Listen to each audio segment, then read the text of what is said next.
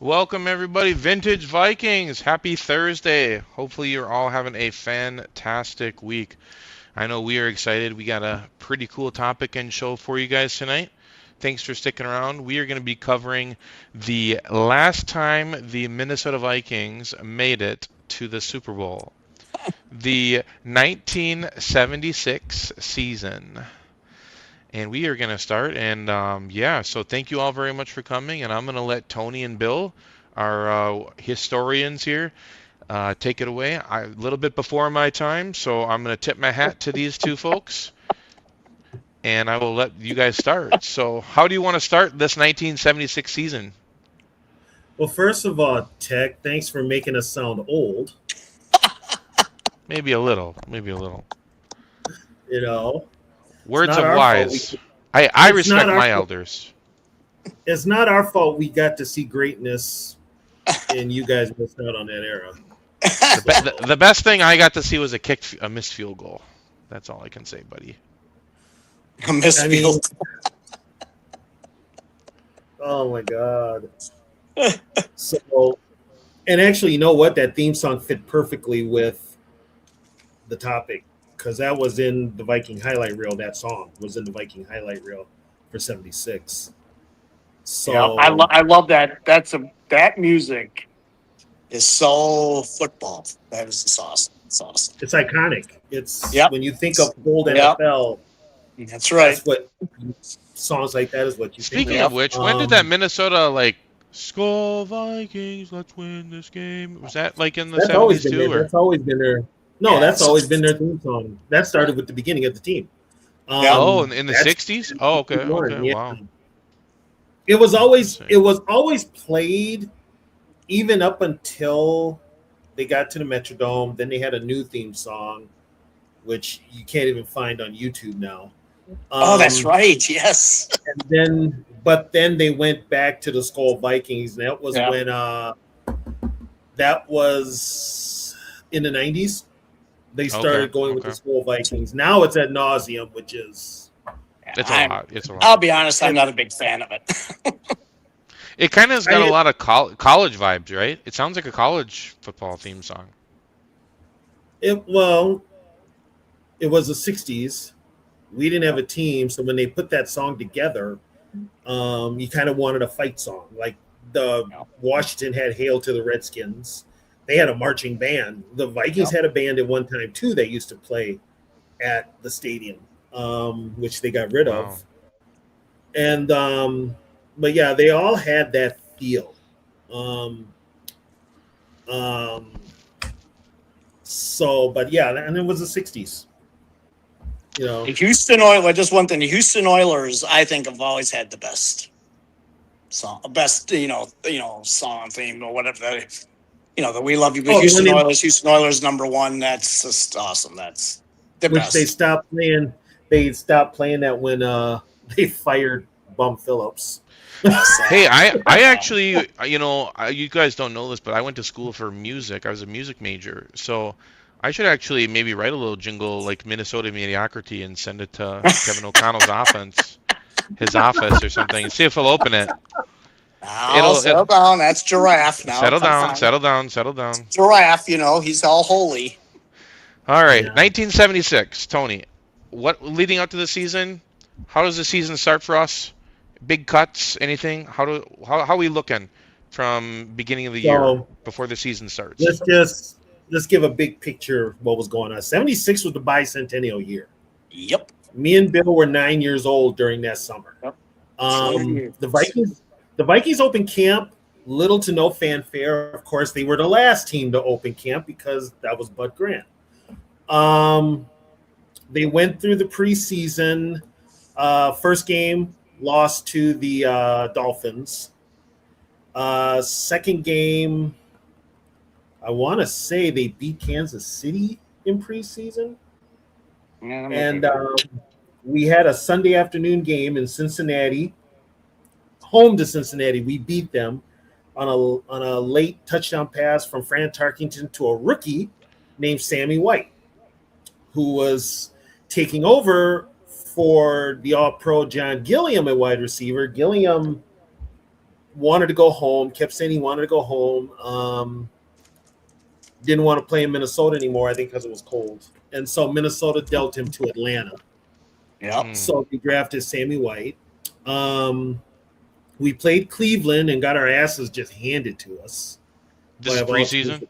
Yeah, Yes, preseason. Okay. And then we played the Eagles in preseason at Met Stadium. Highlight of that game was Carl Eller got in a fight and got thrown out of the game. And then on the very next play, Alan Page got into it with the official and got thrown out of the game. Nice. And this was preseason. The starters were playing damn near the whole game in preseason. So that being said, the Vikings did win the game. And then we ended the preseason with a loss to the Broncos. And that was a Sunday afternoon game. And then the cutdowns came. And there were surprises. The biggest surprise was the Vikings cut Dave Osborne, the running back, fan favorite, all-pro running back. Yeah, he was older, but still a fan favorite. He was one of my favorite Vikings of all time. He was the biggest cut, and he was eventually signed by the Packers. Yeah. So they didn't think that 1-2 punch with Chuck Foreman. They just thought Chuck Foreman is bell cow. Well, he started in 74. Chuck and Dave started in 74 together, but then in 75, they kind of went running back by committee next to Chuck. So it was either Brett McClanahan or Ed Marinero. By the way, Ed Marinero was traded to the Jets in 76. So you let go of Osborne, but then they also let go of Oscar Reed, who came back to the team and was cut, one of the final cuts. And they let go of Doug Kingsrider, who was a backup tight end who went to the University of Minnesota, was with the team for 3-4 years. So that running back spot belonged to Brett McClanahan. The tight end spot belonged to definitely to Stu Voigt and Steve Craig. Yep. And your other running backs you had were Robert Miller, and at that time, Willie Spencer. Yeah, Willie Spencer. Who got cut, and then they brought back Ron Gross. Oh, Ron Gross, yes. I remember Ron Gross. The best. And then they made a trade in the middle of the year. They sent wide receiver Jim Lash to the 49ers for running back Sammy Johnson, who was good. Who else did we draft? The only other person we drafted of note was Wes Hamilton, third round. He ended up being the starter for Ed White when Ed was traded, and Duck White James Duck White was the number one draft choice, who ended up taking over for Alan Page when Alan was cut in 78. So Bill, the ones. At the beginning of the season, taking a step back, going in from the 75 season into the 76 season, what is the overall what's the word? What's the temperature? Are the fans feeling really good? Are the fans feeling Yeah. Yes, because definitely. Of what happened in December 28th, 1975 with the Hail Mary with Drew. That was their best team and still is their best team ever. And I think I think Chuck even said this after they lost to the Raiders. He felt that was their last hurrah. And they were never going to be, because the guys were all, like you said, all the guys were getting older. And I think 75, the way they lost, I think inspired them. And, and it proved in week one what they did to New Orleans. And I know New Orleans was bad, but they beat the shit out of them. And that New Orleans game was personal because a lot of those guys on that Viking team, keep in mind, the Saints were being coached by new head coach Hank Stram. Yep. Hank Stram was one of the first coaches to ever be mic'd up in a Super Bowl. And he made a bunch of derogatory comments towards the Vikings in Super Bowl IV. The Chinese players never forgot that. Players never forgot it. Bud Grant never forgot it. So every chance that Bud had and those players had, they ran up the scoring. And that Saints team was bad, people. Saints team was bad. Terrible. There was one note to add to that game. We beat the Saints 40-9 to open the season. Yep. Carl Eller did not start that game. He had hand surgery. The game was started by Bob Lertzema, who was on the team only for a week because he was actually dealt to the Seattle Seahawks earlier in Yep. the week for Ahmad Rashad and a draft choice. Yep. But the Vikings were so thin on the defensive line that they kept Lertzma for that game. And he was later sent, and he made it public that he was traded to the Seahawks the next week. But yeah, that game was it was all Vikings, total domination from start to finish. Yep. And Archie Manning didn't play. I believe Bobby Scott started the game. Yes, he did. Yes, I don't think Archie Manning didn't play. Oh, Sammy White scores a touchdown in his first game as a Viking. Literally, Fran pulls off a play where he scrambles for 20 seconds and finds Sammy White wide open, and that made the highlight reel. It was just clear domination. So right away, as a Viking fan, you're thinking, "Oh, we're going to cruise through this season. If we started out like a house of fire this way, we're just going to cruise through the season." So we get the home opener the next week. We play the Rams. Yeah. Always a battle with the Rams. Good. Keep in mind, both teams had chances to win this game. The Vikings had a goal line stand. I think late in the game, wasn't it, Bill? They had a goal line stand late in the game. They're winning on a long bomb from Fran to Sammy White. They were up 10-0, weren't they? They were up 10-0. They were up 10-0, and then before you know it, the Rams tie at 10-10. Now, keep in mind, Vikings had a chance to win this in overtime. Oh, don't get me started. Fran Tarkington, and he was good at it. Yeah. He was good at this. This is what pissed me off about Fran a lot of times. Terrible throw, terrible decision. For everything good Fran did, he made some boneheaded mistakes. Well, that was a bonehead. We're down at the goal line. He decides to throw a pass. I forget who was there. But it was in double coverage. It was double coverage. Yeah, I know it was. I'm trying to remember who it was, too. I thought it was Sammy. But I think it might have been Chuck. It might have been Chuck because Monty Johnson was there, and so was Isaiah Robertson. And I think Johnson came up with the interception. So the game ends up a 10-10 tie. Yeah. They did have overtime back then, but it ends up. Well, what's so upsetting, TB, not only the terrible throw, if you just think back, why didn't they run it? They were in field goal range.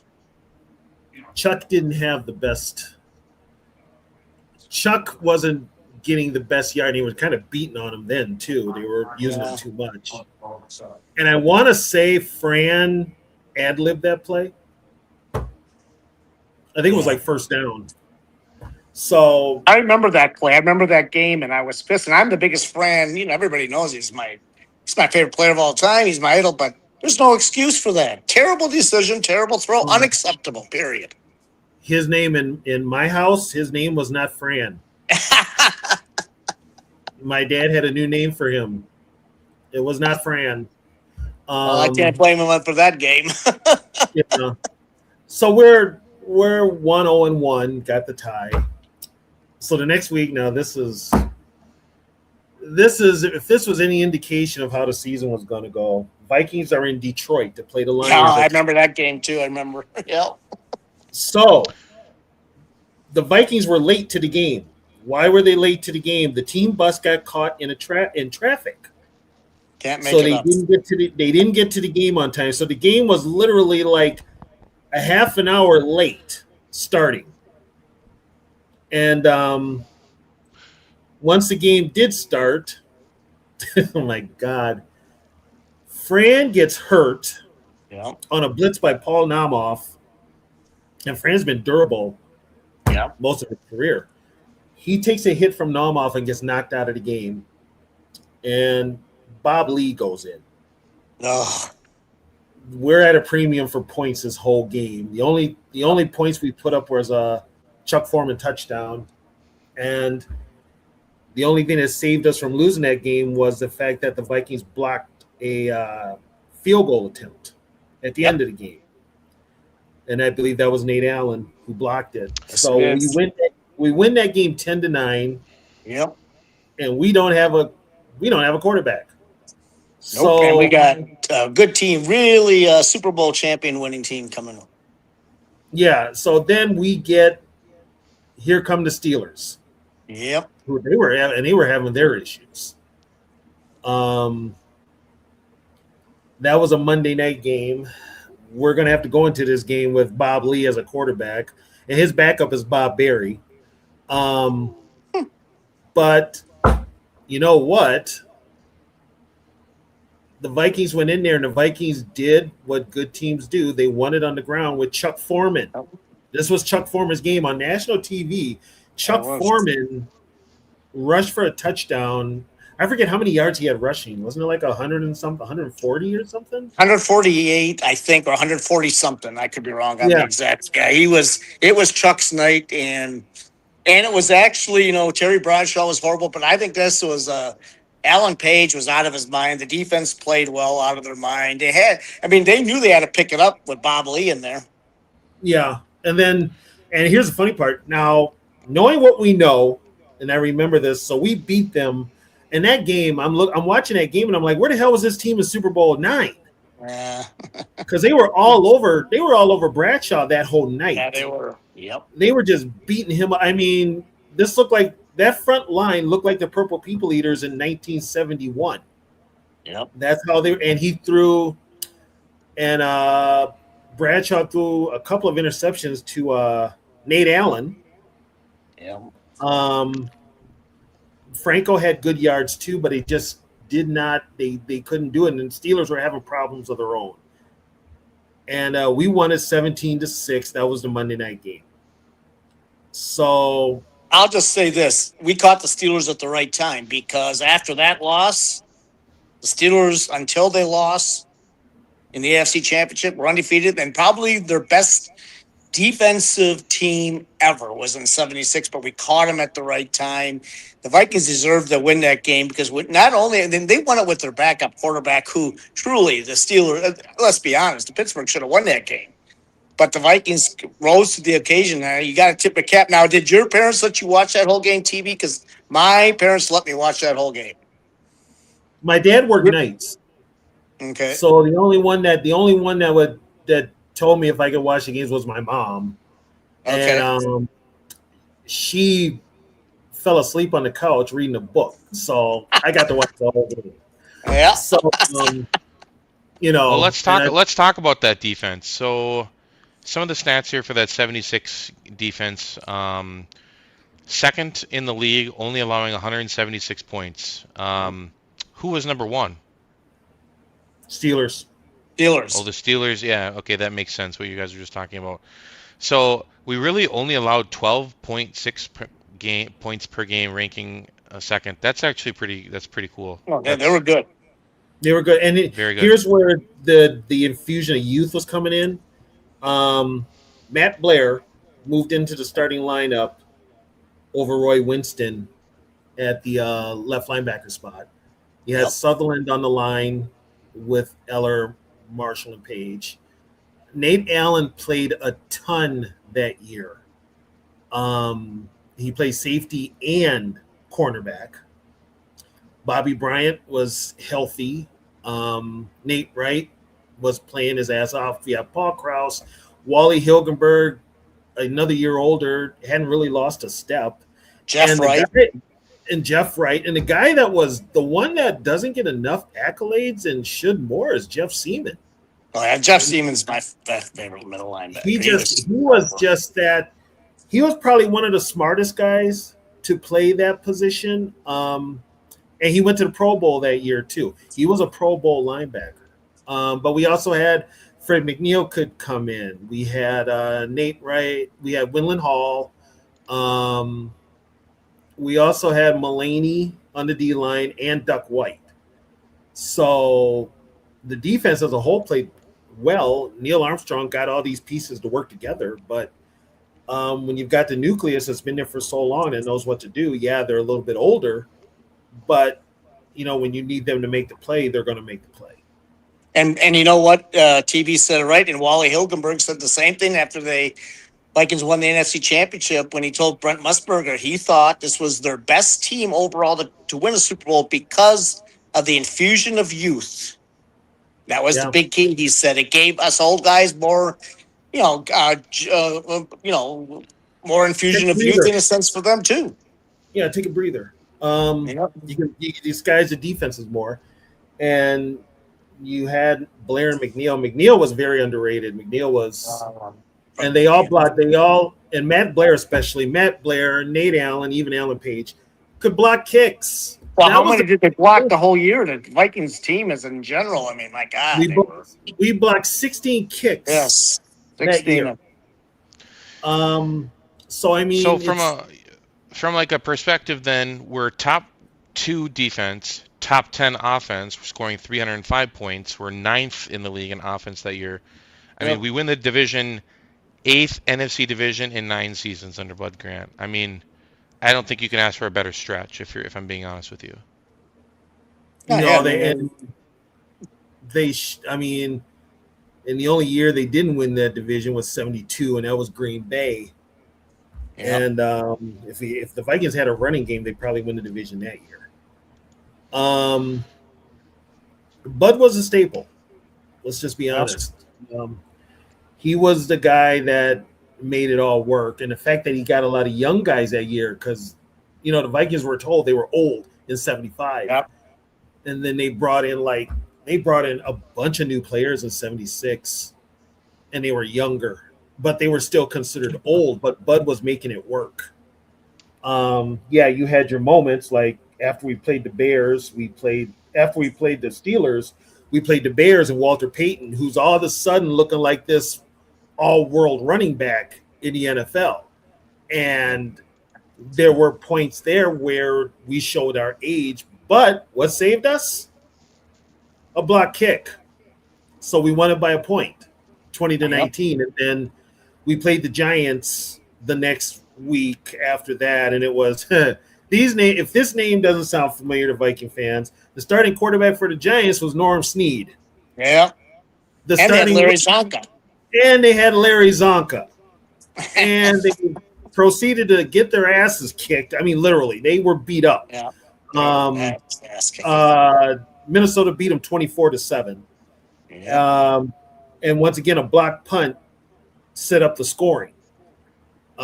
Steve Craig blocked the punt. Nate Allen returned it for a touchdown. Our first loss. Well, Halloween. No, we forgot a game. The game before our first loss. Chuck Foreman's greatest NFL game. Yes. They were, Philadelphia. Against the Philadelphia Eagles. Chuck gains 200 yards rushing. And makes it look easy. That's how bad the Eagles were. He also had quite a few yards receiving. And that was basically the Chuck Foreman for 200 yards. I forget how many touchdowns. And the Eagles were winning at this game. They were winning. They were winning 12-0. Yeah, they were winning 12-0, and we beat them 31-12. Oh. So the next week, Halloween, and I remember that game well. I was not happy Halloween. We lose by a point to Walter Payton and the Bears, 14-13. But there's a key to that loss. You go on, and there's only one reason they lost that game, because of the injuries to the wideouts. Injuries to the wideouts, and it was windy as hell. And it was windy as It was windy as hell. So they lose to the Bears, so they got their first loss of the year. So we're like, 6-1-1. Yeah. After the Bears game, who do we have in the Bears game? Was it Detroit? Might have been. Yeah. We lost to the Bears 14-13, and then, Detroit. I think it was Detroit, wasn't it? Okay, so then we played Detroit. Really doesn't and we beat Detroit, but that's also the game where Sammy. Fran on a perfect pass play, perfect rollout. Beautiful pass. Throws a beautiful bomb to Sammy White, who beats Lem Barney. White is at the 5-yard line, raises his hand like he scored. Well, Lem Barney was one of the fastest players in the NFL. Yeah. Lem Barney gets on his feet, catches Sammy, hits him. The ball comes loose. It rolls into the end zone and is recovered by the Lions. And it would have been more points if he had hung on to it. But that was a rookie mistake. But that was probably the biggest gaffe And he never did that mistake again. And that game was a late game because I remember that game. I know exactly where I was to watch it, and I The three, specifically 3 o'clock remember that game. play. Yeah, it was a 3 o'clock game. Yes, it was a late game. And it was on CBS. So naturally, when the game's over, you get to 60 minutes click ticking. And 60 minutes was late by like an hour. That's how long the game lasted. So, but we won. So we're rolling. And the next week we get the Seahawks. Well, that's my birthday, 10th birthday. I thought this was going to be a cakewalk. So did I. Team. We're playing an expansion team. I'm thinking we're just going to roll all over these mofos. Vikings only win by 6, 27-21. Jim Zorn out there looking like an all-pro. Sam McCullum comes back to Minnesota. Yep. And literally, puts on a show. We were losing in this game. Yep. We were losing in this game. But, of course, now here's the thing. Jack Patera was their head coach. Jack Patera was the Vikings D-line coach for years. Yep. So he knew Jerry Burns' offense. Inside and And out. if you ask anybody in training camp, Patera used to give Burns fit because he would have the front four going full speed on his offense. And they had days where they couldn't handle him. And that was Patera. Well, he did what he could with what he had, which one of the guys he had was Bob Lertzma, who started. Bob Lertzma started. It was Bob Lertzma day. It was Bob Lertzma day at halftime. It was Bob Lertzma day at halftime. So we win that game 27-21. And I think the next week we got the Packers. And we win that one Green Bay, by 7. Yeah, 17-10. It was a close game. I want to say the Viking that made the play was Jim Marshall got a key sack late in the game. But that game was close. And then we had the Niners. Yep, Scott Bull and the Niners on Monday Night Football. Both Wilbur Jackson and Delvin Williams gain 100 yards on the Viking defense. That was where they looked their age. Yes. And we were winning that game. Yep. We were winning that game. So we lose that one. Was the next game the Packers at home? I believe so. Where we won 20-9. But who was the quarterback for the Packers and became an actor later on in life? Oh, Carlos Brown. His acting name was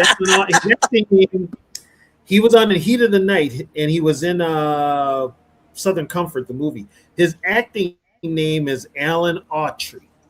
Yep. But he played quarterback for the Packers as Carlos Brown. Yep. That was a game where the most famous Viking picture in the world is a Fran asking the crowd for quiet in that snow. Yep. That's the 76 game. And that was the Robert Miller game. Robert had 95 yards rushing in that game. Yep. And Green Bay was Green Bay. I mean, and Chuck had 2 1-yard touchdown runs and yeah. And the defense shut down the Packer offense. Yep. And then the final game of the year, we went to Miami and beat them 29-7 on a Saturday. That was on a Saturday, yes. Yep. Don Strock, I believe. Saturday. Yeah, Bob Greasy didn't start. It was Don Strock. I remember that game. And we just So, and that was a game where Fran and the starters played a half, and then they slowly kind of fused them out of there and put everybody else in. But I mean, that was a total domination by the Vikings. So, did we get all the games? I got them here. Yeah, we did. Yeah, I can. Yeah, we did. Okay. So, I mean, we end the season 11-2-1. We get home field advantage.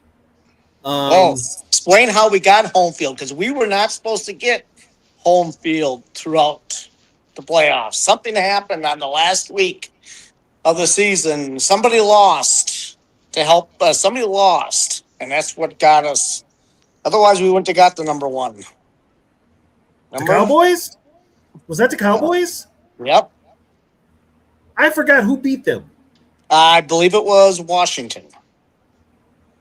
Yeah, because Washington had to win to get into the playoffs. Yep. So if here's the deal, folks, if the Cowboys had won, they would have been 12-2. Yep. It would have had home field advantage. But because they lost, they ended up 11-3. And I'll go one step further. They lost that game to go 12-2, number one seed to Washington. They lost that game in Irving, Texas at home. Yeah, they lost it at home. Yeah, they lost it at home. And so Minnesota, by having only lost 2 games, got home field advantage. And the Rams ended up 10-3-1. So, but they played on the road. They played the Cowboys Yeah, in the they played first the round. Cowboys. Yep. The So, Vikings Bill, got Washington in the first round. Vikings got lost. Bill, as our Fran Tarkenton extraordinaire, what do you think of Fran's season in 76 here with these stats? Well, he's coming off an MVP year of 75. I mean, they're good.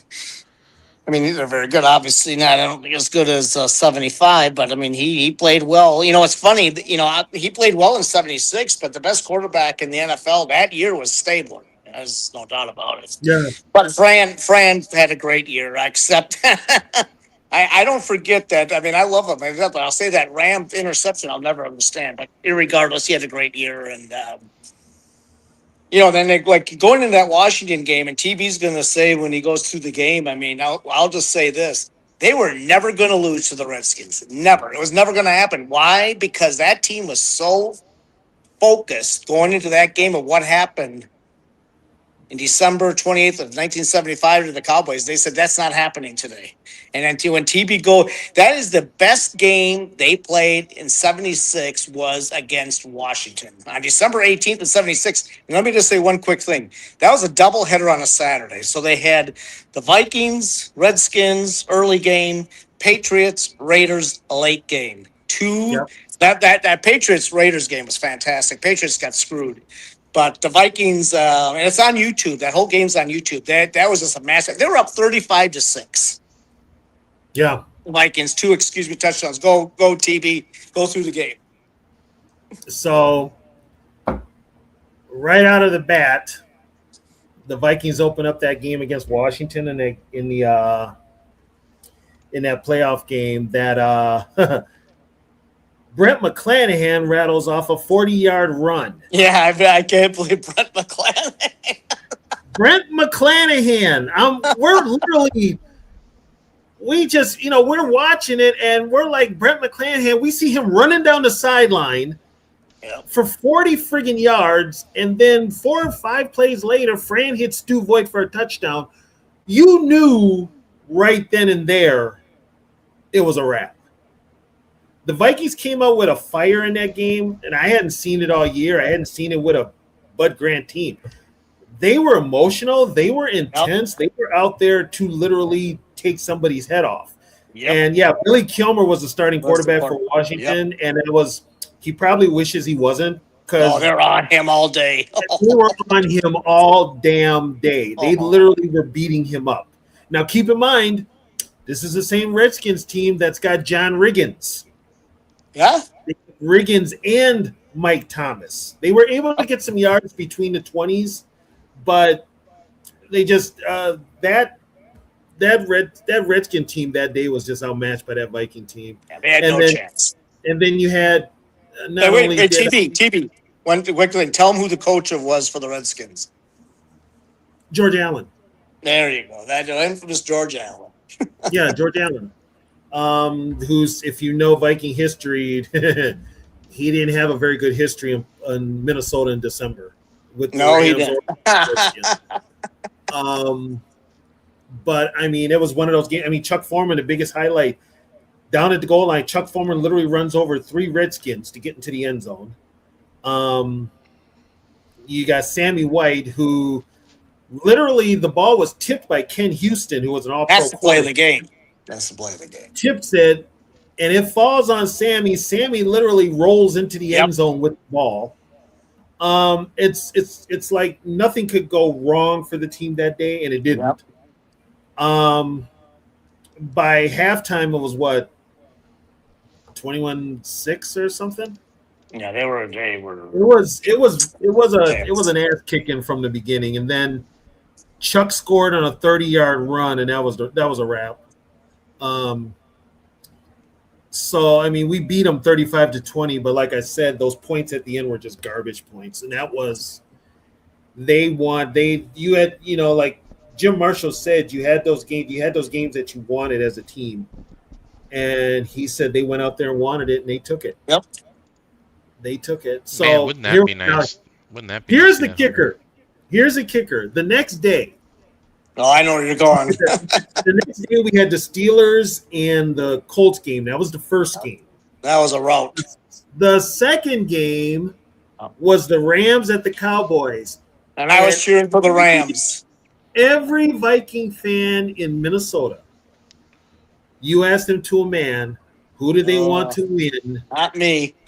They wanted the Cowboys up here to kick their asses in that championship game for what happened in 75. They wanted the Cowboys.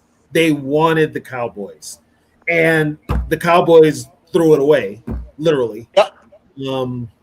Not surprising. Well, No. that's I'd say that Roger Staubach, who I actually have now come to love his game and everything else about him. That was his worst performance in the playoffs I've ever seen in my life. He was god awful. Terrible. And this is also the Cowboys a year before they got Tony Dorsett. Yep.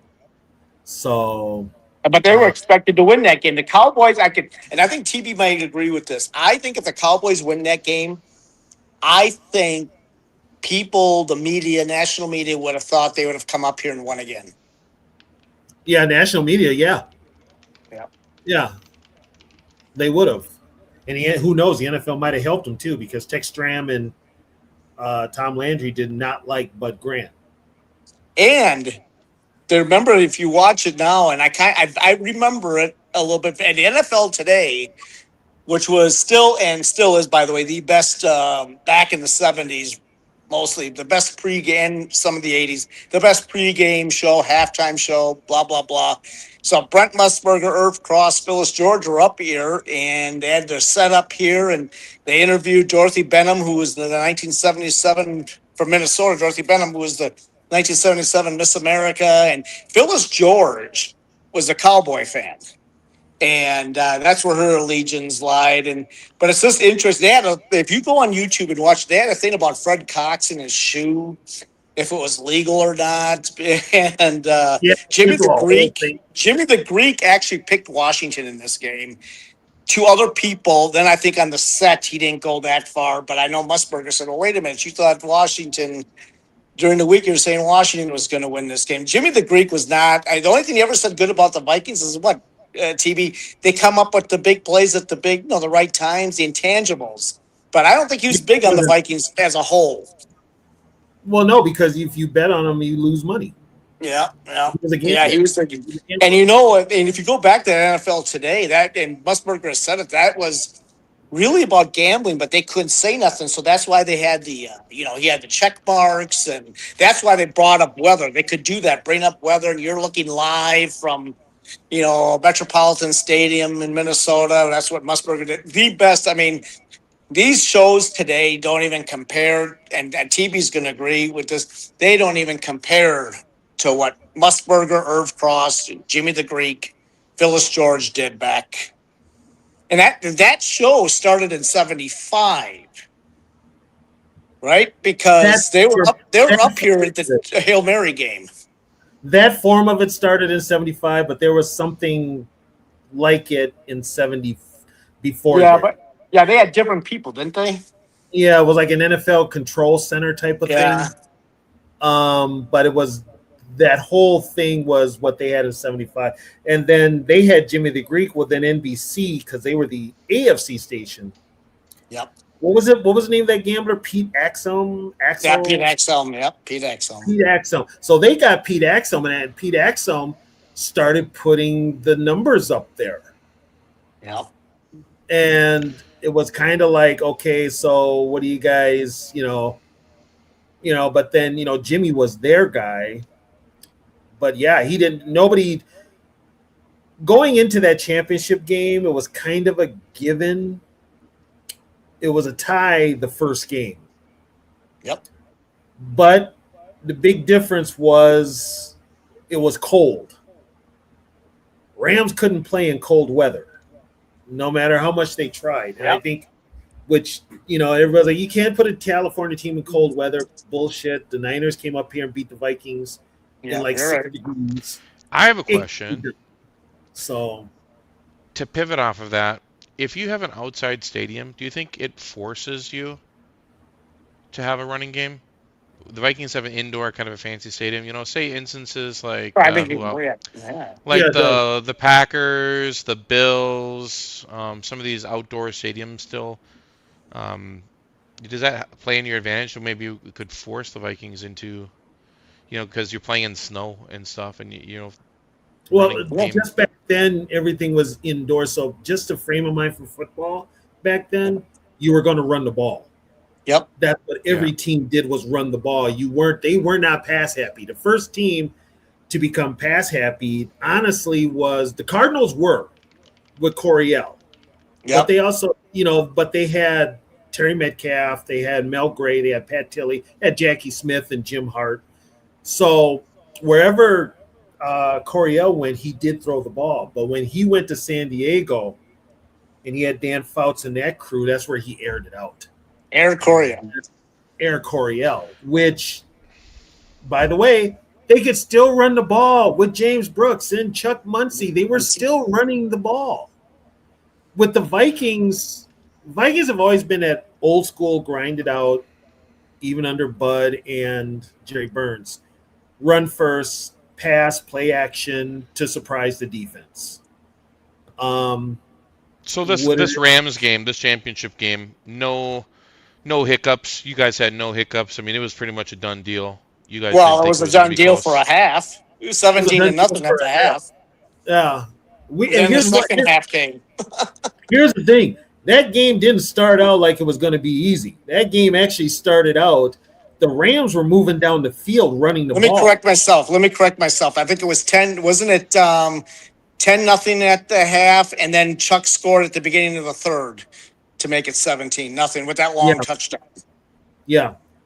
But I mean, once again, and Jeff Seaman didn't start at middle linebacker. I don't know what happened. I don't know if he got hurt the week before, but he didn't start. It was Amos Martin. And the Rams exploited that. And then, so you had John Cappelletti, you had Lawrence McCutcheon running up and down the field. Pat Hayden didn't throw. He tried to throw on the first drive, and Carl Eller sacked him twice. Yep. So the Rams get down to the goal line. They can't punch it in on 3rd and goal. Vikings have a goal line stand. They decide to kick the field goal. Nate Allen blocks the field goal. Bobby Bryant doesn't stop, runs 90 yards with the block kick, and right then you felt the momentum. It was all over. The game was over. It's a done deal. That's the greatest play in Vikings history, period, because it's the championship game. The Minneapolis Miracle will always be great, will always be number 2 in my book. It was a playoff game, but it wasn't the championship game. That play that Nate Allen did and Bobby Bryant scooped it, that's in the NFC Championship game, and that's for really, a trip, obviously the trip to the Super Bowl. And you ask the Ram guys, they're going to tell you that turned everything around, because what happened is Chuck Knox got a little gun shy what happened 2 years before down by the goal line with James Harris throwing the pick. So he didn't want to go for it on 4th and short, though there's a conspiracy. There's a conspiracy.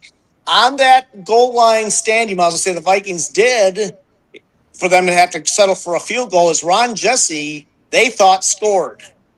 And the Vikings maybe caught a break. I'm not convinced of that, but the Rams people will tell you he scored. We should have been up 6-0, then had to convert the extra.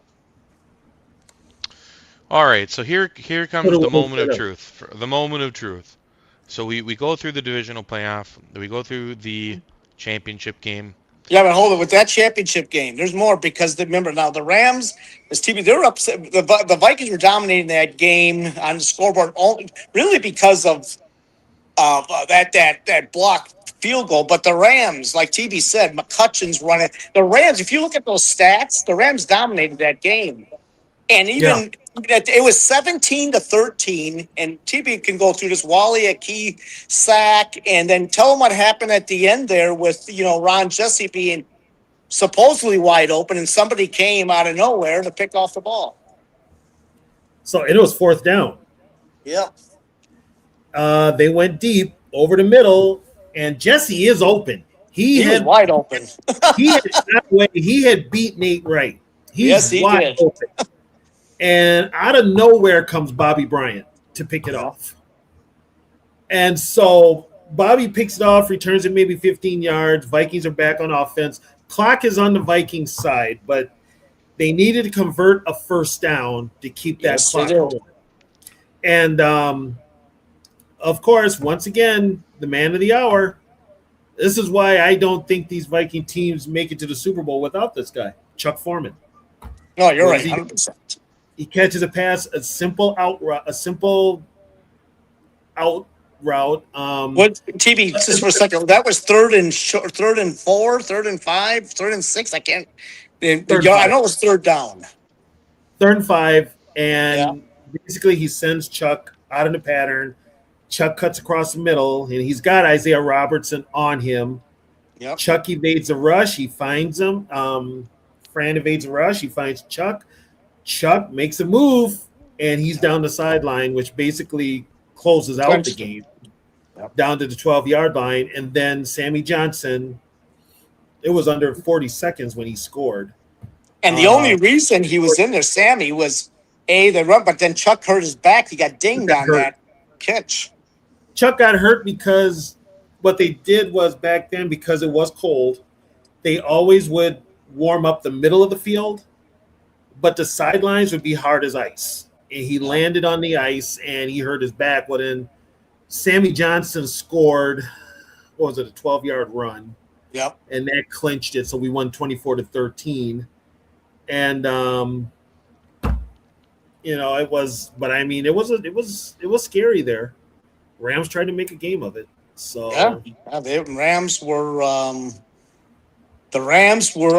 TB will say this. I think the Rams were the more talented team, but those intangibles again, and then we win. That's the early game. Then we got to wait to see who the Vikings are playing. Pittsburgh for the 3rd straight year in the Super Bowl, or is it going to be the Raiders? And I think if Franco and Rocky play that game, I honestly think Pittsburgh wins. Joe Green was hurt too. Yeah, but they couldn't run the ball. What they had? Frenchie Fuqua and who else did they have? Frenchie Fuqua and was it Harrison? Some guys. Here, Reggie Harrison. So we get to the Super Bowl, right? And here comes the moment of truth that everybody seems to be probably wondering, and probably we've already had people already even talk about it in the chat. So the Vikings go all the way to the Super Bowl playing the same consistent style of football. We get all the way to the Super Bowl, and what happens, Bill?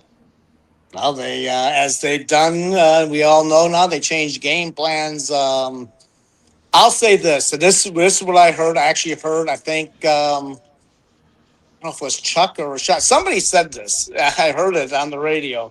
Said that the day of the Super Bowl. Oh, it was Rashad that said it. Rashad came down to the cafeteria the morning of the Super Bowl, looked, morning for breakfast, and he looks and sees the guys, and there's no fire in the eyes. He said it was already a defeatist attitude. He didn't like that attitude. And then again, I think what happened is, and TB will go through the game, but I mean, listen, they John Madden was licking his chops. I mean, John Madden has said that they knew they were going to win that game because they were bigger, they were faster, and more physical. That's how he looked at it. He was glad the Vikings won and beat the Rams. He was more afraid of the Rams. Though, I mean, again, if Brent McClanahan doesn't fumble down by the goal line after he blocked Ray Guy's punt, I don't know what happens. I mean, the Vikings, through all the Super Bowls, they've never had a lead. That's embarrassing. They have never had a lead in the Super Bowl, and they've never been able to run the ball or stop the run. Period. Yeah, and they couldn't do it in this Super Bowl. Nope. Raiders racked up 429 yards of total offense. Clarence Davis ran on them. Yeah. No. So if we're talking, that's the great thing about the NFL, right? Any team can win on any given Sunday. But if you give, this matchup 10 games, are the Raiders winning 8 of them, Bill? Yeah, but because I just think the Vikings did not match up well with them. They were, John Matuzak is 6'7", 6'8". You had Demand from Mars Sistrunk. You had Phil Villapiano. Johnson, the linebacker. I mean, plus you had Tatum and Atkinson and that defense, and then the offense with Shell and Upshaw. That's what really hurt him too. That left side. They ran after. At Jim Marshall and Page, and I don't know. I mean, Jeff Seaman. I'll tell you, the player of the game for the Vikings in that Super Bowl was Jeff Seaman. Played a hell of a game. Page did get 2 sacks in that game. Yeah, Page played. Page actually, his sack didn't it come right after we scored a touchdown and because we had momentum. Yeah. After Sammy scored, made it 19-7. We had a little momentum. And Page played well. Jeff Seaman, I thought, played the best of all, but Fran just they couldn't. The Raiders knew how good Chuck was. They wanted to take him out of the game, and the hit by Phil. And we got to talk about that play because when Fred McNeil blocks Ray Guy's punt, and if you look at the replay, Bobby Bryant's looking for that ball to go right in his hands and go right in the end zone. Well, it takes a funny hop, so he can't do that. So right there, that screws everything up. And then they give it to Chuck. And I believe he might have gained a yard. But then on 2nd and goal, instead of giving it to Chuck and running behind Ed White and Yeri and Stu, they give it to Brent McClanahan right up the gut, and it's a fumble. And Willie Hall recovers. Yeah, I mean, because I'll tell you what, Matuzak, for as big as he was actually soft. Yeri had him. Yeah, I mean, Matuzak was wasn't it Riley's the one that got whipped that day, right? Riley was the one dealing with Otis Sistrunk. And he got ripped. I mean, he got whipped he just got whipped all day. So, I mean, Ed White and Ron Yeri actually were holding their own. The problem was Goodrum, and actually Tingelhoff did good on Dave Rowe, which is one of the reasons they changed the play. One of the reasons Bernsey went in there and changed the game plan was because you couldn't run certain plays on Rowe. Well, you don't know that. You decided not to try at all. Yeah. So, I mean, if they stuck with what got them there, they might have been okay. But you change a game plan and then you don't practice the week, and then you go and want to put in this game plan. It makes no sense. And technically, you only got 2 days where you practice. The rest of the days were press days, media days, and all this other crap that goes on with the Super Bowl. So, I mean, some of that is coaching. But, I mean, once McClanahan fumbled, the air went out in that team. They were like, here we go again. I will say that when they fumbled, that was the air. They had it, I believe it was 3rd and long. Vikings stopped them on the first 2 plays, and then Clarence Davis runs around left for, 25 yards, something like that? Before the Vikings even, I mean, but was it the highlight of the game? The halftime show? I don't know. I didn't watch it. We are people.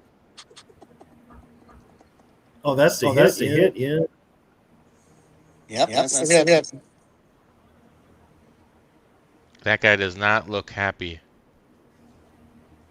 Yeah, he hung on to it. Fran almost got. Oh, there it is. That's that pick. Yeah, that pick? That's Willie. You can't throw that. Look at this. He's telegraphing the whole way. You can't throw. Oh man, he fell. Look at this. He fell. I think the That receiver was Sammy. fell. Sammy. Sammy fell. Look. He didn't come back, but that's interesting. That is one that'll suck the life right out of you. Oh boy.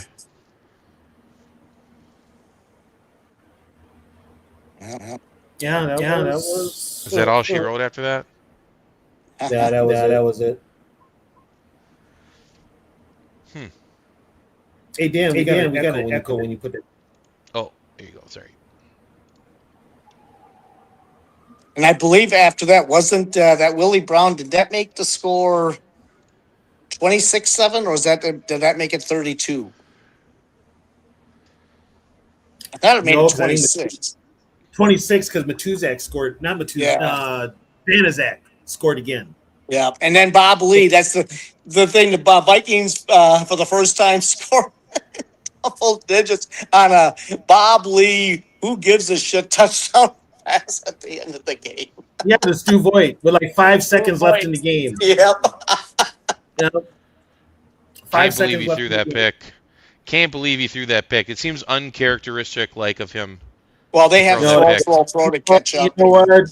Fran did a lot of those. So he's pressing. He's pressing there. Yeah, well, they had to. I I mean, yeah. The game was over after. I mean, they had it 19-7. They got the ball back, and then they got picked off. He was looking for Robert Miller over the middle, and they got picked off, and that's really that really was the game. I mean, they weren't going to win that game. They weren't coming back from 19-0 anyways. I mean, it was not going to happen. I mean, can I just say this? I was 10 years old on the day the Vikings beat the Redskins, and then I said the only team that I thought possibly had a chance was the only team to beat the Raiders in the regular season was the Patriots. They matched up well with them. Physical, big, Hog Hanna, probably one of the best guards in the league at that time, and probably one of the best, obviously, of all time. And when the Raiders got the great call and the Patriots got screwed that game from roughing the passer on Sugar Bear Hamilton, I said to myself as a 10-year-old, the Raiders are going to win the Super Bowl. They're too good. Too good. And who played their quarterback? Who played quarterback for the Raiders? The Snake, Stabler. Kenny Stabler. Got it. Ken Stabler. And then gets his Super Bowl against Fred the Vikes. Biliknikoff, Mr. Stickham, won the MVP of Super Bowl 11. And, I mean, the Raiders, though, I mean, listen, they were the infamous, if you're not cheating, you're not trying, because they did everything to try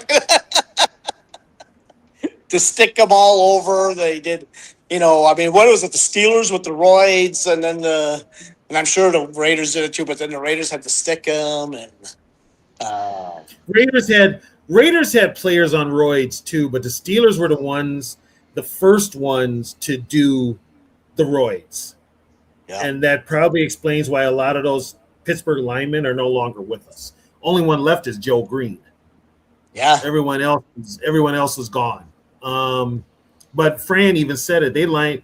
They saw him in pre-games for that Super Bowl 9, and they looked like they were unusually jacked up. And the one who really noticed was Mike Webster. And as years went by, you noticed it with Webster a lot more. But yeah, they were taking, what was it? It wasn't even steroids. Steroids were for horses back then, and they were taking like a horse. It was literally a horse pill. Yep. It was literally a horse pill to make some of those guys were as big as horses. I'll tell you that. Yeah, and sure enough, a lot of them were, as they say now, juicing, but prehistoric. So so we lose the Super Bowl. Yeah. Mm-hmm. All time probably low morale. Is it as low as the Vikings fans about as is today? No, because we always said we go back. Yep, we always thought, and I'll admit, as a 10-year-old, that I knew the team was getting older, but I thought they could make another run, and they almost did the following year. But I think if Fran doesn't get hurt, they would have given Dallas a better game in the championship game. That's all I'll say. So now comes the moment of truth then, Tony. Do we believe the Vikings will have what it takes to get to a Super Bowl in our lifetime? Well, You might see it. I'm not going to see it. I'm going to say under this ownership, no. I don't think that this ownership, they say all the right things, they do all the right things, they even spend the money.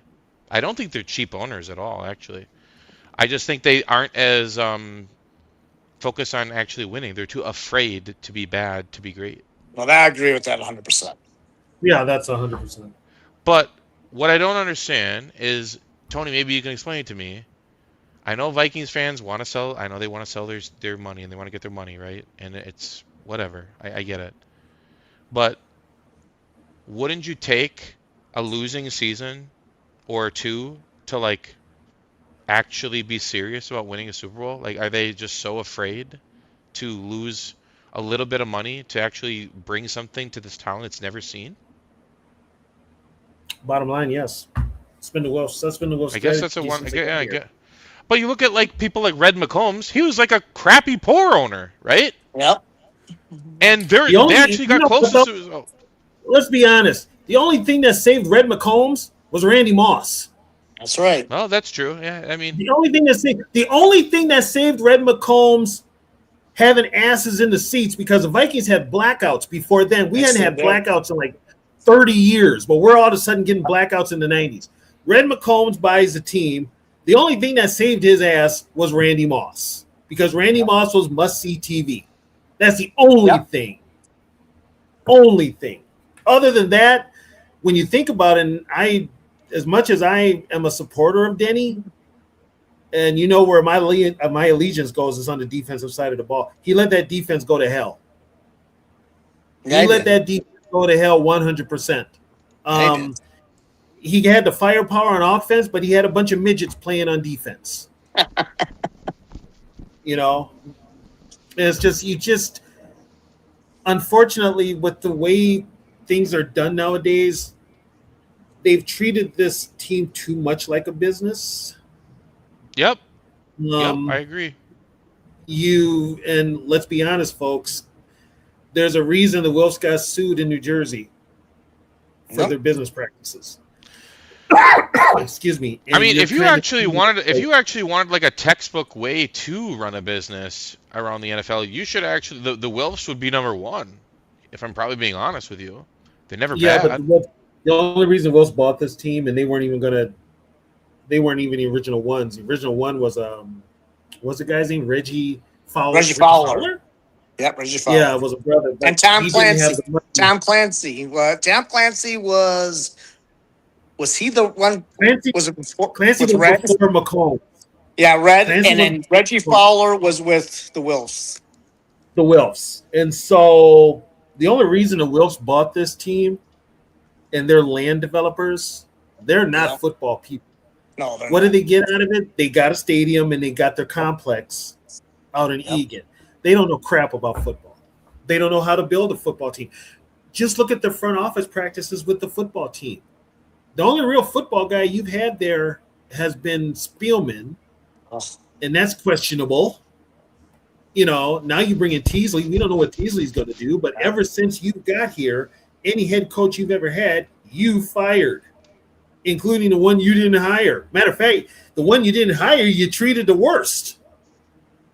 So, I mean, it was I agree. I do think some hard questions need to be asked. Like, how can you sit there and say, like, we want to compete for championships and stuff? And I think building an NFL franchise is probably harder than we probably make it out to be. I get that. So let's go back. When Bud took this team over from Van Brocklin in '67, he was 3-8-3. The next year, he wins the division at only 8-6. And that offense is not very good in '68. It's not. So they have their first playoff game. They get beat by the Colts, who go to the Super Bowl. The Colts are like the establishment of the NFL. The Colts, this was without Johnny Unitas. It was Earl Morrow that beat them. Nobody expected what happened in '69 to happen. It was not expected at all. The fact that it did happen, but, and you had that taste of success, there's something in the mentality of a team that, okay, what we had last year, we want that again, only we want to get that missing piece, which was the Super Bowl. I mean, this I mean, they team were for just so 20 years, consistent under Bud Grant. That's the problem with this NFL is all these coaches and all these quarterbacks. There's been no consistency on this team you know what it from the is? quarterback position. Yeah, You know what it had back then was very little to none turnover. Um, yeah, yeah. Now these players are leaving the first chance they get, and a lot of them are going to, they're going to the place where they don't have to pay taxes. Yep. Yep. So the whole team mentality is gone. Like me and Bill have said, those Viking teams, they stayed together for a good 8-9 years. The nucleus of that team stayed together. Nowadays, Yeah. you're lucky if you get 4 years out of a nucleus of a team. Like Four the Seahawks, max. Yeah. the Seahawks were lucky they got 4 years out of the Legion of Boom. Yep. I mean, Very lucky. Matthew, you are right. If you get I, 4 or 5 years out of a nucleus, that right there, you're doing something right. But you're not going to get that because guess what? Teams will overpay for somebody else's backup or second stringer or whatever. So, like I said, if you think about it, when the Vikings went to their last Super Bowl, they still had 10 players on that team that went to the first Super Bowl in 69. yeah. You're That's not going to almost have unheard that of. anymore. Yep. So it's It's almost just like you got to catch lightning in a bottle, kind of, in a way. A lot of overlapping. and unfortunately, this is okay. So now I'm going to go in on this joke of a league known as the NFL. This is what the NFL wants. They don't want teams to suck. Yeah. They It's don't bad care. product. They don't care who's popular. They just want to make sure their product is out there. Everybody's looking at it. They've The games are oversaturated the close. market. The games suck. Okay, if I'm watching football now, you're invested because most people have a fantasy football team, so they're keeping track of their players. That's the only way you keep friggin' track in the NFL because guess what? These games nowadays suck. You can't play defense. You can't do a whole lot of things. Right now, defensive players are just an aesthetic for quarterbacks and wide receivers. You can't touch them. You just can't. Mm. So, I mean, it's just, and it's the mentality too. It's not a sport anymore. It's entertainment and it's a business. They will tell you right now, they do not consider sports. When they say sports and entertainment, they consider the NFL entertainment. Okay, guess what? Basically, what you're telling me, you're on WWE status when you call yourselves entertainment. So I can't take you serious. So, okay, Bob, that 67 team was getting used to Bud, and the 68 team. Yeah. 67 was his first year. Yeah. 69. I don't know what happened in 69. Maybe the Vikings caught lightning in a bottle. But I think when they played Baltimore because they lost week 1, but Gary Quazzo was a quarterback. When Joe Cap comes in and throws 7 TD passes against the defending NFL champions, there's kind of a mindset maybe, but then the defense plays out of their mind like they do, and the defense had already started playing well in 68. But when the defense started dominating, it's a progression. 67, Yeah. their first year with them. 68, they make the playoffs, they win the division. The next progression, they just took an extra step. That's all. And they, Cap is in the third year. Yeah. Third year. By the way, Joe Cap stayed hurt a lot. He didn't play a lot. That's why they went out and got Gary Quazzo. That's why they got Quazzo. But I mean, it's like you're not, there is a lot of luck involved. There is a lot of timing at the right time where things just click.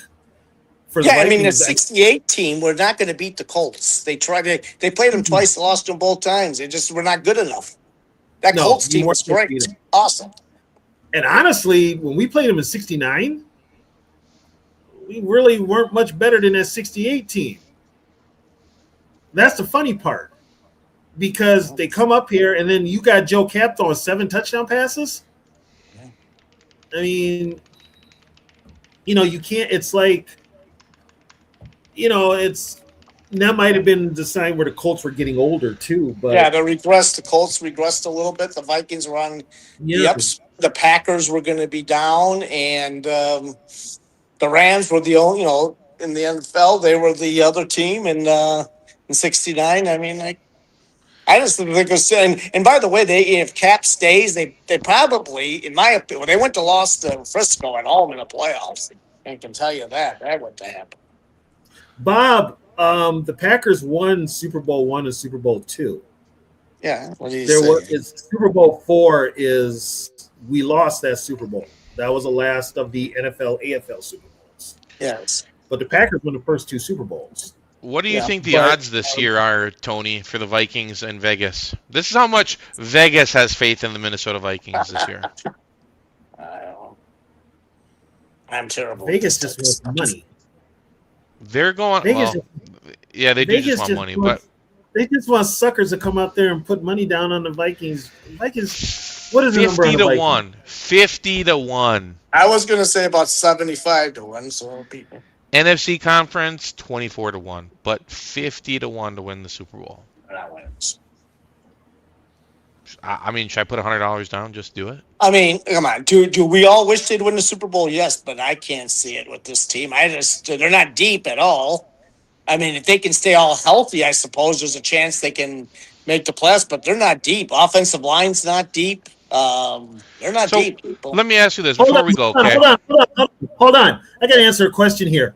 Bob, 69 was a Super Bowl. Yeah. What are you talking about? 67, 68, 69, and 70 were Super Bowls. They were played in, what are you talking about? The first 4 Super Bowls. There you go. You got it. You got it. Super Bowl I, Super Bowl II, Super Bowl III, Super Bowl IV. Yeah. So let's talk about, okay, if we know we're not going to the Super Bowl this year, I mean, we're all pretty much, I think, in agreement. We're probably not going to the Super Bowl. It's not happening. What are your expectations of this year, though? Give me 7 before and we 10. leave here.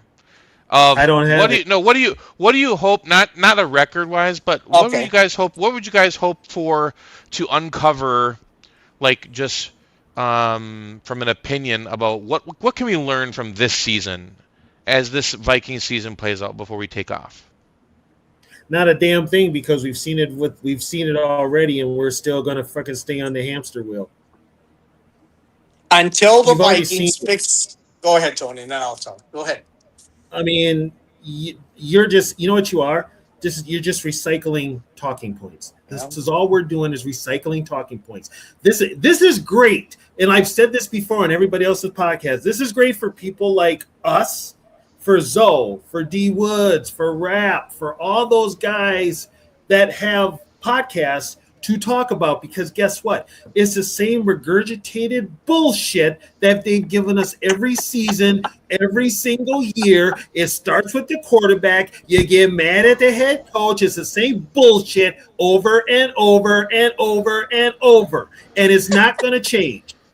It is not going to change. Why? Because it keeps the Vikings at the forefront of all the sporting news. Hell, like I said before, the Wild and the Wolves were in a damn battle for the playoffs. They were in playoff contention. What were we talking about? The friggin' Vikings and their quarterback situation. Come on. It's Giraffe. Give me a break. Give me a friggin' break. And until somebody in the local press Good puts luck. this team's feet to fire, yeah, exactly, Bill. Good luck with that happening. Until somebody gets the cojones to do it, this is the crap we're gonna get. And I'm sorry, as a lifelong Viking fan, me and Bill know what it's like to see this team almost get to that pinnacle. Yep. All right, Bill. This current What do you got? pace nowadays Well, is just I will say it until they get a quarterback, not a 1 year, 2 year rental, and I mean a quarterback of the future that's going to be here a dozen years or so, and get a head coach aligned with that quarterback for the majority of that time. It's never going to happen. They almost need a Bud and Fran thing to come back again, and then build that around that team. It's not going to happen again. They've You know what they tried need this. most of all? You know what they need most of all? Besides a Bud and a Fran, they need a friggin' Jim Finks. Well, that too. They need an architect with a GM, and I'm hoping Noah's the guy. But Yeah. the Wolves need to stay. I hope they let Teasley do his job for one thing. So if he wants to get rid of Giraffe, if they don't make the playoffs this year, let's say they're 6-11, 7-10, or even 8-9 for that matter, and don't make the playoffs, and there's no excuses for the nonsense. I hope they let him do his job if he wants to get rid of the head coach. I hope they let him make the decisions. I mean, but until they need like a Jim Finks architect guy, and they need a quarterback in the future, and they need a great head coach. And They need their own. They need to get their own quarterback, not a retread, not somebody to get in free agency. Their own quarterback. And by the way, Brian Flores is a great defensive mind, but I think the guy in Seattle, the head coach, I think is a little bit better. He was very good in Baltimore, everyone. It's a great defensive mind. He was very good in Baltimore. People forget this. I love, Flores is okay, fine, but people forget about Mr. McDonald. He even surprised me, in all honesty. I didn't give that guy enough credit. He did something I never thought would happen. Hell, I never thought Sam Darnold would win a Super Bowl. No matter where he did it, he did it. And by the way, that's another talk about. He would have never won it here if they would have kept him. Yeah, it's never going to happen. Fair. Never going to happen. What I hope for is just people start asking the questions of not necessarily like not supporting this team, but like holding them to an actual standard, which isn't just like KOC's fake standard. He says he has a standard, right? What is the standard? It's not running the football or being consistent with running the football. It's having a different starting quarterback every year, right? I mean, it's 4 years, 4 different quarterbacks to start the year. Not terrible. And it's predictable. It's predictable football. It's predictable football. So I just hope people start asking difficult questions and start realizing, hey, the regular season doesn't mean shit if you get to the playoffs and are just embarrassed like we have been, right? How can you sit there and say a 14-3 win season is the greatest thing since sliced bread and we get embarrassed? That's right. No, 100%. It's not. You know what? I mean, what does it matter if you get into the playoffs at 10-7 or you get in at 14-3 if you're bounced? It doesn't. It makes no difference. Because the bar is set low.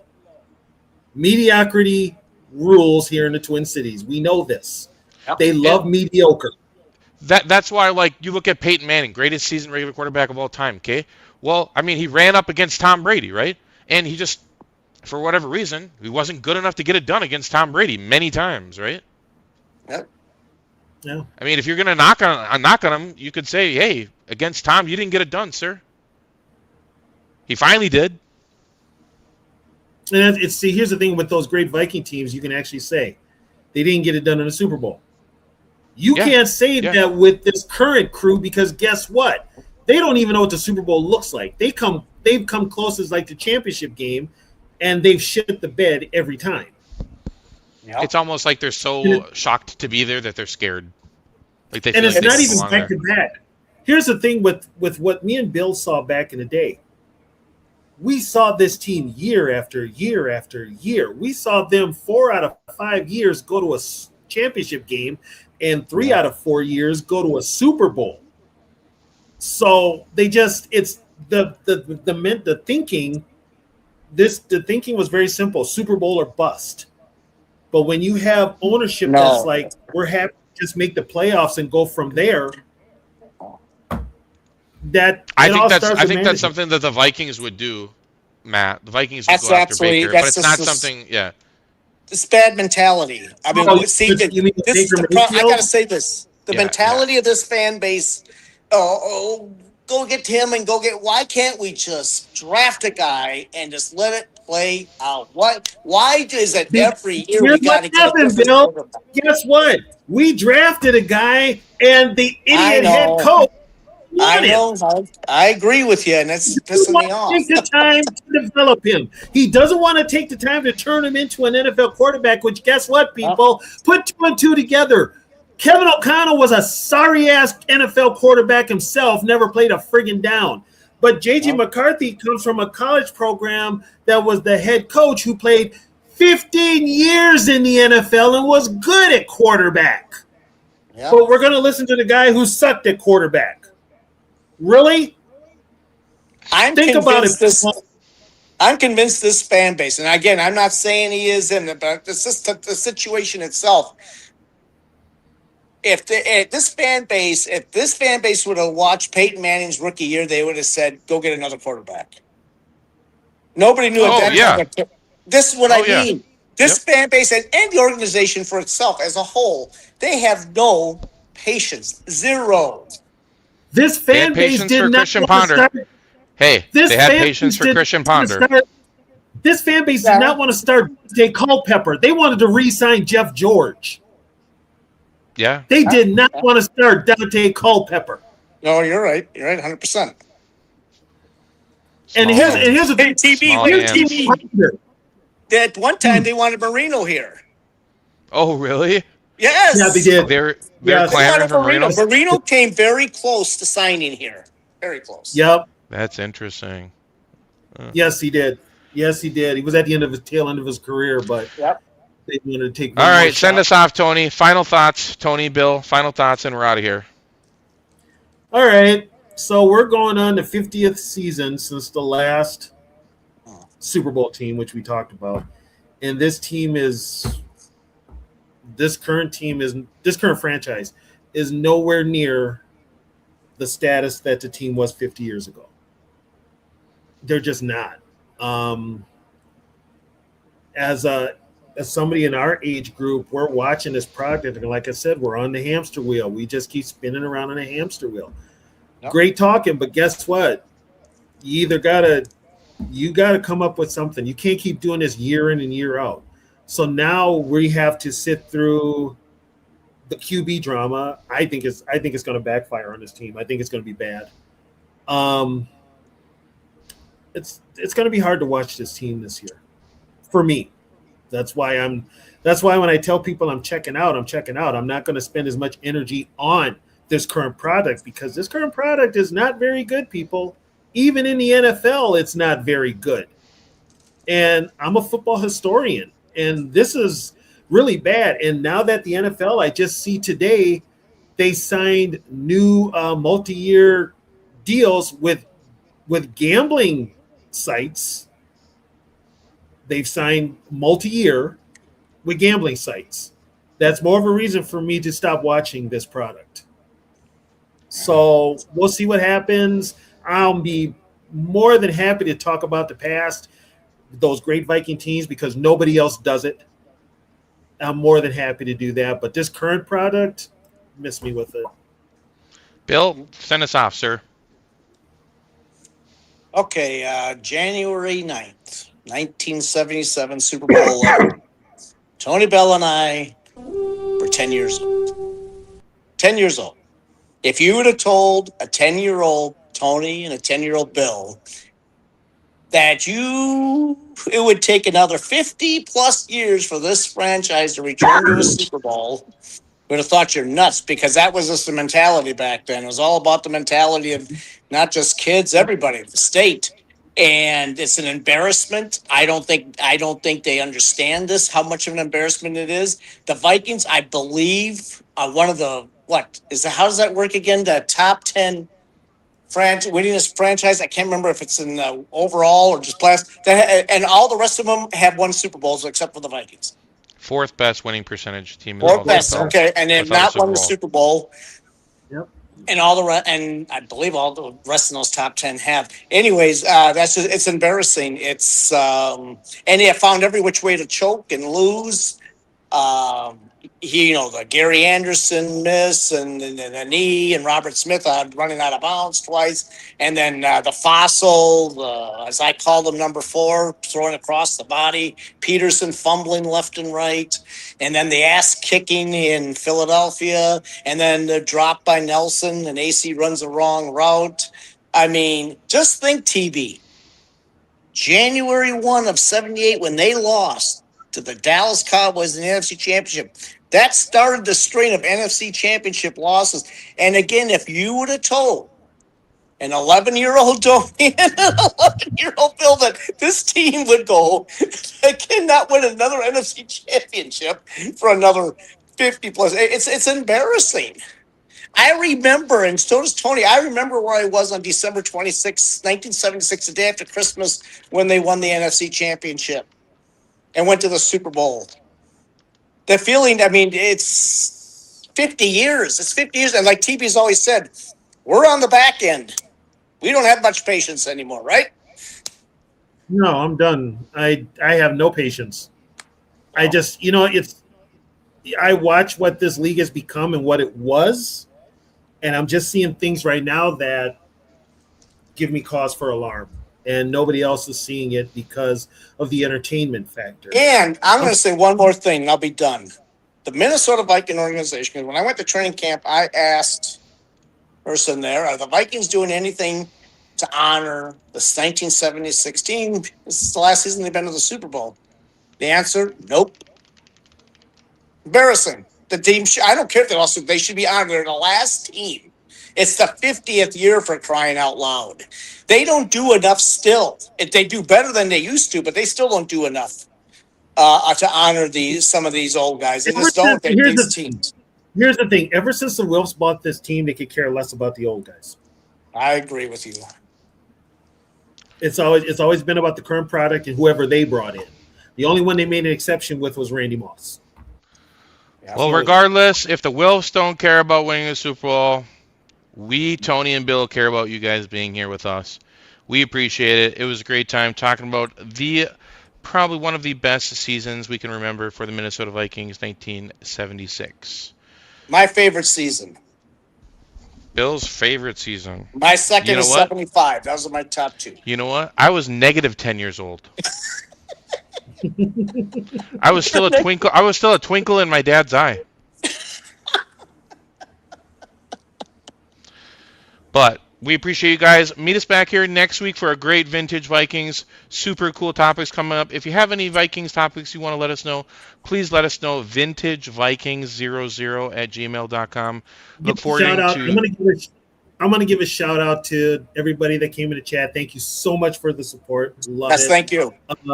The other content creators that are out there, thank you so much for putting us out there. Thank you for giving this old guy a platform to run his mouth and talk about a lot of BS. Look who shows up. Look who shows up as we're leaving. Yeah, Brev, you're late. There'll be a test on this show just in case. He's writing a nice column about J.J. McCarthy getting out of here. But, I mean, I want to thank everybody from T-Bass to Matt Blair, HOFer, Anawai, Bob Sweet, Karen, everybody that came in, Scotia Network. I saw D Woods in here. Okay. Thank you for all the support, and feel free to shoot me an email, Bill Jedi, a show recommendation. We're open for recommendations. We've got a ton of ideas. We're not going to run out of topics. No, this isn't going to run out of topics. Right. All right. Until then, we'll meet you guys next week. Skol Vikings. Have a good night, everybody.